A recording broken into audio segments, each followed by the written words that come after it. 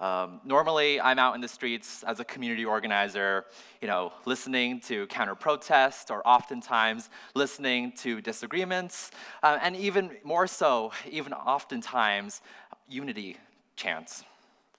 So I come today here at TED not to talk about that, but even more so to talk about where I'm from and where we as a generation have yet to go. So I was born here, North Las Vegas. I'm a native of Las Vegas, and I went to high school down the street here from the University of Nevada, Las Vegas, one of the minority-serving institutions, which is Valley High School for the International Baccalaureate program, which serves a diverse population of individuals and students across Nevada. And when I was in high school, being born and raised from Filipino immigrants, I was oftentimes the one that students would go to for their math problems. And I was like, okay, yeah, that's definitely fine, that's totally fine. And, it goes to show, after helping those folks out with their math problems, luckily they were able to succeed in those math problems. For me, I actually failed 3 years of high school math. And 3 years, 3 chances, right out the ballpark, right? So if anyone tells you that Asians are good at math and continues with that stereotype, or 3 times the charm, honey, I got some news for you. But even more so today, I come to talk about the fact of those coming to me when they needed it the most. I'm coming here to talk to you all here in the TED community about how I was able to graduate, the extreme of being able to graduate after failing those 3 classes in mathematics, and even more so, the folks that I was able to graduate with. And I come here today because of the fact that we are now living in an important time in American history. We are coming right now in a time in American history where so many different situations, we are being bombarded with news, bombarded with issues, bombarded with different aspects of our lives that we must pay attention to, we must adhere to. And the young folks that I graduated with, the young folks that I was able to be with, they graduated along with me, and we're now out into the world as Generation Z. According to the Pew Research Center, those who identify under the age of 22. And when it comes to the different situations, let's just think about a few situations that had happened this past year or the past 5 years. So let's say a situation as the following. You come home one night, you hear the news on Twitter or Facebook that a friend or a friend's friend and their friend's mother has just been deported from the country. Let's say that you are at school on a Friday evening, Friday afternoon, and you hear about the news of a mass shooting across the country. It is the 3rd mass shooting that you hear about this week. Next, another situation is, you are going to college with your friend. You're having a fun time in college, 2 semesters, and unfortunately, they have to drop out of college. You ask them, why'd you drop out? Is there any way I could help? And they respond with, college is just too expensive. So these issues are issues that we have seen in the past 5 years and this year alone. Children getting pulled away from their parents, yanked away from their parents' arms. The rising cost of college tuition. Even might as well to say healthcare. And even the other thing is that continuous and constant mass shootings across the United States, even here in Las Vegas, where we dealt with the most largest modern mass shooting in American history, yet today.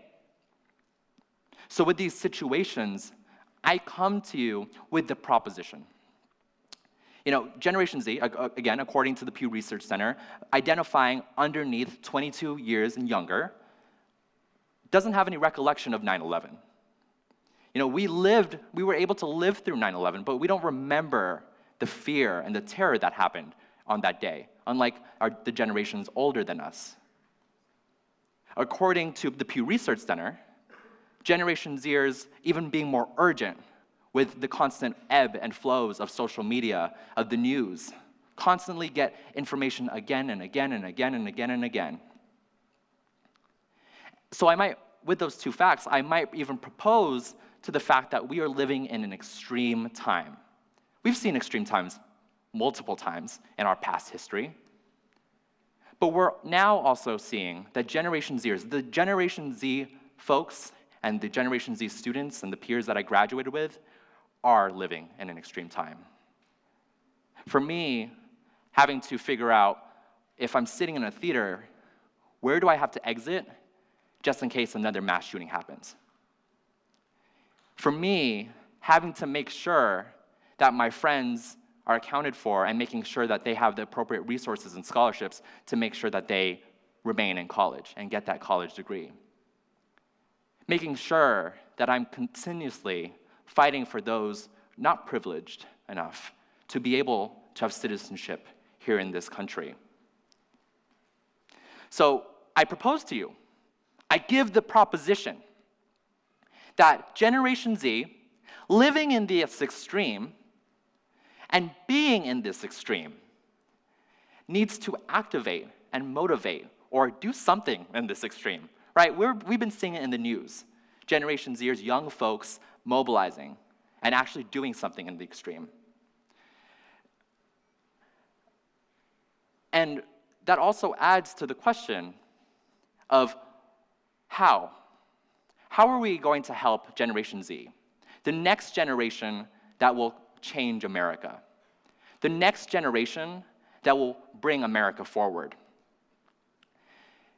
For me, identifying as a gun violence survivor, in the 2014 shooting at the local CC's Pizza in East Las Vegas, where 2 Las Vegas Metropolitan police officers were shot and killed, I thought that was the only tragedy I would be able to experience, having to pull my family out of that carnage.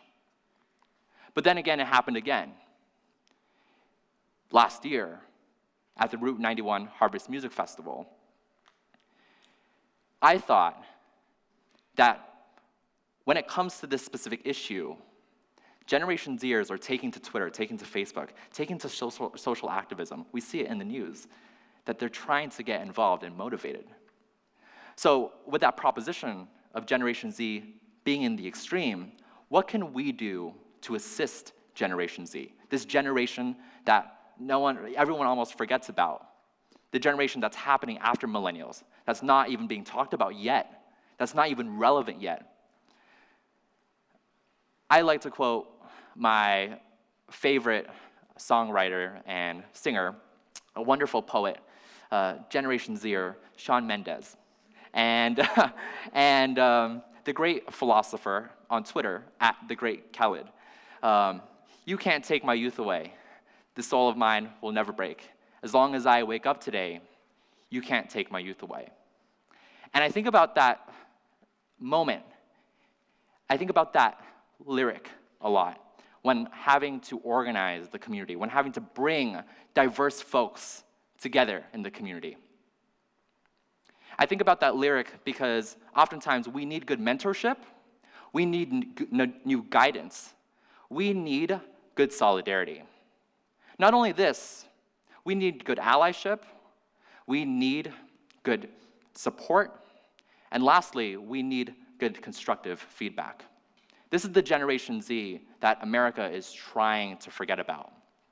This is the generation that is present, it's here, it's on Twitter, it's on Facebook, it is urging for your attention. When I first started in activism, there was this chant that really resonated in my head. And the chant is called "Stand Up, Fight Back." And when I think about that chant, I think about the first line in that chant. When immigrant families are under attack, what do? Stand up, fight back. Feel free to repeat it if you want. The next thing of that chant, when youth and children in our schools are under attack, what do? Stand up, fight back. When our healthcare and when our children are not able to get the access, what do? Stand up, fight back. And it goes on and on. The chant goes on and on. But I remember that urgency, that need to stand up, fight back. I remember that moment in time, that urgent needing to get it done. And we see it in Generation Z. So when I wrap this up here today, I want you all here in the audience to take note and remember to be good mentors, to be constructive, to be validating, to support us, Generation Z, in the extreme. I want you all here today to remember that this generation is the next generation of America. When you leave here today, whether we agree or disagree or not, Generation Z will be here and is growing. We'll be the next voters. We'll be the next community members. We'll be the next neighbors that you have and that you will be seeking out to. And when I say of this urgency, I think about the extreme. I think about those folks going to me for those math problems in high school. I think about those families not privileged enough to be here present today at TED. I think about those champions in the community fighting for their families, not being able to be here at the universities or colleges. And lastly, Generation Z, activating, organizing in the extreme, is constantly going to be in the extreme. When the data will be there and is there to prove it, Generation Z will continue to educate in the extreme, to learn in the extreme, to motivate in the extreme, to constantly organize and mobilize in the extreme, and most importantly, to be living in the extreme. Thank you so much.